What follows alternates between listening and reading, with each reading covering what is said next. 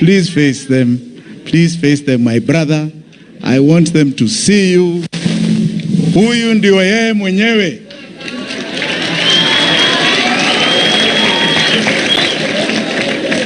Thank you very much. Jimmy.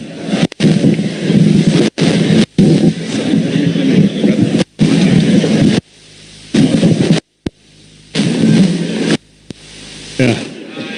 Haya.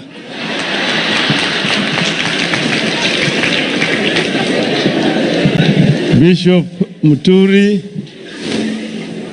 my friend, retired Bishop Peter Njenga, who was also a comrade in arms, Mama Maria and the children, wananchi wote hamjambo. We have come to say goodbye to a very great Kenyan, a true Kenyan patriot, Maina Wanjigi.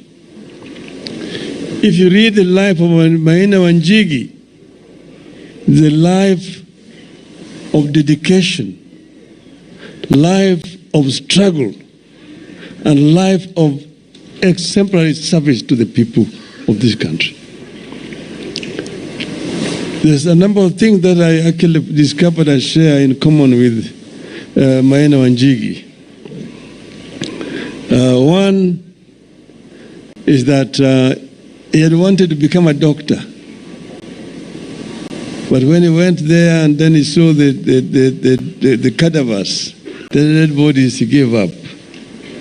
I also happened to have suffered the same fate. I was supposed to be a medical doctor. But when we were taken into the place where they were actually dissecting dead bodies, I got scared. And I said, I must change. And I changed and I became an engineer. But you see, Maina Wanjigi came from a humble background and was so committed and dedicated. Studied so well, went to some of the best schools, and graduated very well. But Mama Maria has also told us here,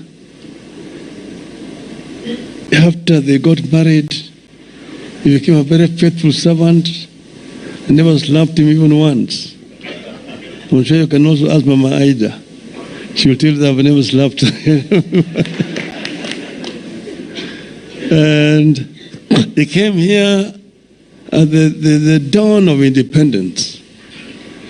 And that is the time when this country was looking for intellectuals to take over from the colonialists who were leaving the country. So he's one of the pioneer civil servants at that time.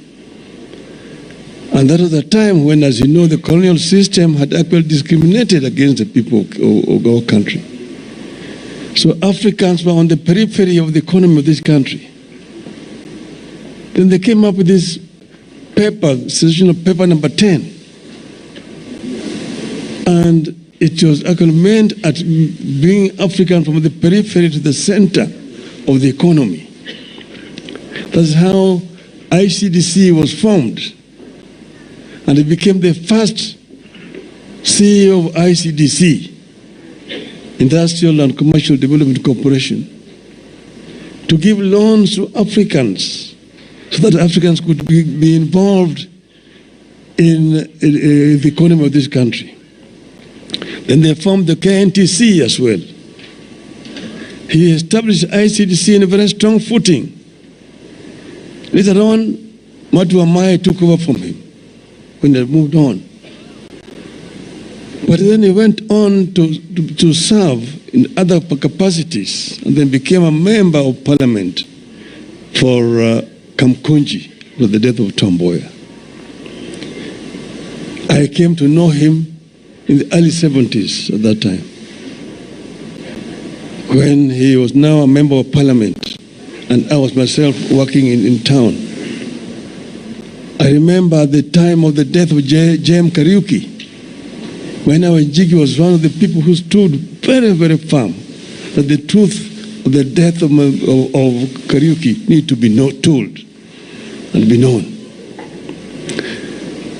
He worked very well in Kamkunji. His records are known. And even in Parliament. As a Minister of Agriculture, he was exemplary. I remember meeting him several times as a Minister of Agriculture. During those ASK shows, he was always there. And you could see him sometimes walking around with the president. Those days, when they were working first as the civil servants, they had inherited a very clean civil servant. But the civil service got corrupted with the introducers they called the GenZ Commission report. Are you praying to God, asking Him to assist you in getting out of debt? Are you patiently waiting for a response from God in your financial life? Allow me to inform you of something. The absence of comprehension regarding biblical principles of financial management is the primary. She allowed the civil servants to get involved in businesses, competing with the private sector. That is actually the genesis of corruption in our civil service. And that is an issue that must be addressed. If you're talking about fighting corruption, first address the issue of corruption within civil service.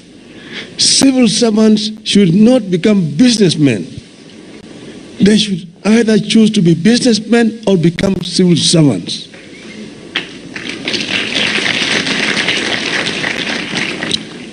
So, but now I'm digress. Last time I was here in Nyeri with elders here, Mr. Governor, I talked about history. And he told me, you don't want to hear history.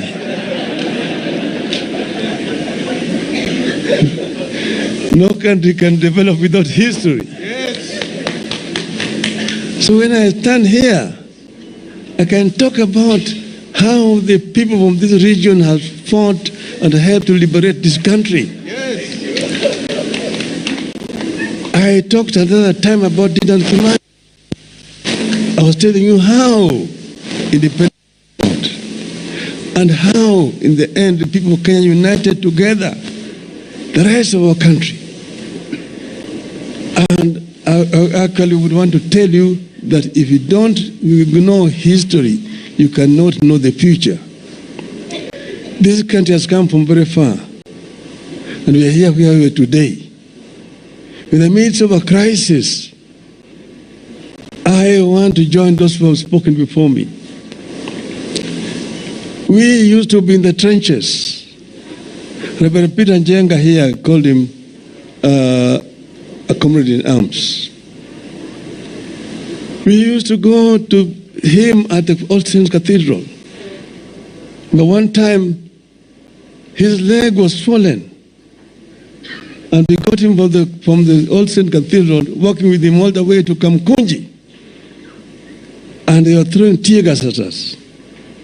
Later on, he even took us back to St. Cathedral where we were hiding with him. This is Reverend here. At that time, there were the church leaders who were true to the liberation struggle. Yes. Today, the religious leaders are summoned like servants to go to State House. And they go there with prepared speeches to make. The church must speak the word of God and stand firm with the children of God. Yes. The church should not be subservient to the temporal power.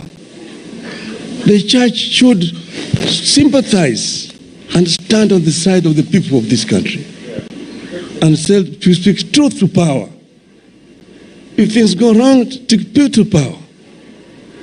When children of this country come out in their large numbers to say something is wrong, the church itself should stand with these children. The GenZ Gen Z. Gen Z.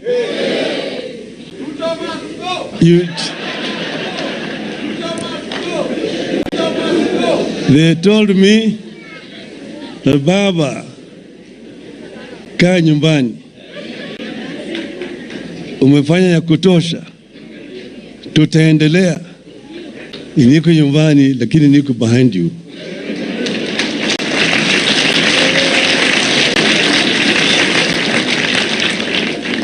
What this country now requires is a serious dialogue, a comprehensive dialogue that will be able to fix all the things that have gone wrong, deal with the issues of unemployment of our youth, the issues of corruption, the issues of ethnicity and tribalism and nepotism, issues of exclusion. These are the issues that need addressed.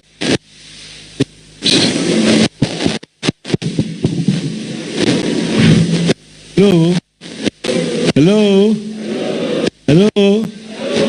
So these are the issues that we need to get things right. Police should not use brutality against unarmed, innocent people who are demonstrating for their right. I've seen Gen Z's getting tear gassed. Kula tear gas. Hata sisi tumekula tear gas. Endalini kukula tear gas. Tell them to add more tear gas. Tell them you will not surrender.